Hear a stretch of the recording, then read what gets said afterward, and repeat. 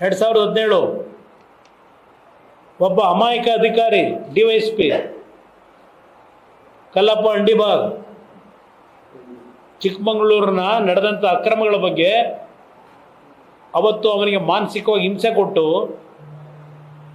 ಅವತ್ತು ಸಹ ನೀವೇ ಮುಖ್ಯಮಂತ್ರಿ ಇದ್ದಾಗ ಈಗ ಹಿಂದುಳಿದವರ ಹೆಸರು ಹೇಳಿ ರಕ್ಷಣೆ ಪಡೀತಾ ಇದ್ದೀರಿ. ಅವತ್ತು ಆತ್ಮಹತ್ಯೆಗೆ ಒಳಗಾದಂಥ ಬೆಳಗಾವಿಯ ಒಬ್ಬ ಯುವಕ ನಿಮ್ಮ ಸಮಾಜದವನೇ ಮುಖ್ಯಮಂತ್ರಿಗಳೇ, ನಿಮ್ಮ ಸಮಾಜದವನೇ ರಕ್ಷಣೆ ಕೊಟ್ರ ನೀವು? ನಿಮ್ಮ ಸಮಾಜದ ಹೆಸರು ಹೇಳ್ಕೊಂಡು ಮುಖ್ಯಮಂತ್ರಿ ಆಗಿದ್ದೀರಿ. ಹೌದು, ಹಿಂದುಳಿದವರೆಲ್ಲ ನೀವು ಮಹಾನ್ ನಾಯಕ ಅಂತ ಹೇಳಿ ಅಧಿಕಾರ ಕೊಟ್ಟಿದ್ದಾರೆ. 2ನೇ ಬಾರಿ ಮುಖ್ಯಮಂತ್ರಿ ಆಗಿದ್ದೀರಿ ದೇವರಾಜ ಅರಸು ಅವರ ನಂತರ. ಅವತ್ತು ಸಹ ಇದೇ ರೀತಿಯ ಒಂದು ಆತ್ಮಹತ್ಯೆ ಪ್ರಕರಣ, ಆ ಒಂದು ಪ್ರಕರಣಕ್ಕೆ ನಾನು ಧ್ವನಿ ಎತ್ತದೇ ಇದ್ದಿದ್ರೆ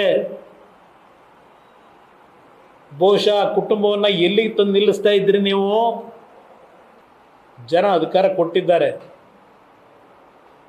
ಕೊನೆ ಹಂತದಲ್ಲಿ ನಾಡಿನ ಜನತೆಯ ಕೈಲಿ ಚೀತು ಅನ್ನಿಸ್ಕೊಂಡು ಹೋಗಬೇಡಿ. ಗೌರವಿತವಾದಂಥ ಆಡಳಿತ ಕೊಡಿ.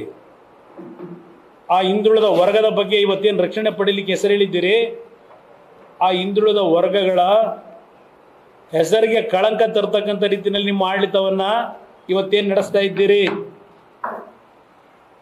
ನಿಜಕ್ಕೂ ಆ ಹಿಂದುಳಿದ ವರ್ಗಗಳಿಗೆ ಗೌರವ ಕೊಡಬೇಕು ಅಂತ ಇದ್ದರೆ ಈ 1.25 ವರ್ಷದಲ್ಲಿ ಏನೇನು ಮಾಡ್ಕೊಂಡಿದ್ದೀರಿ ಅದು ಒಂದು ಕಡೆ ಇಟ್ಟು ಮುಂದಕ್ಕಾದರೂ ಆ ವರ್ಗಗಳಿಗೆ ಗೌರವ ತರ್ತಕ್ಕಂಥ ಕೆಲಸ ಮಾಡಿ.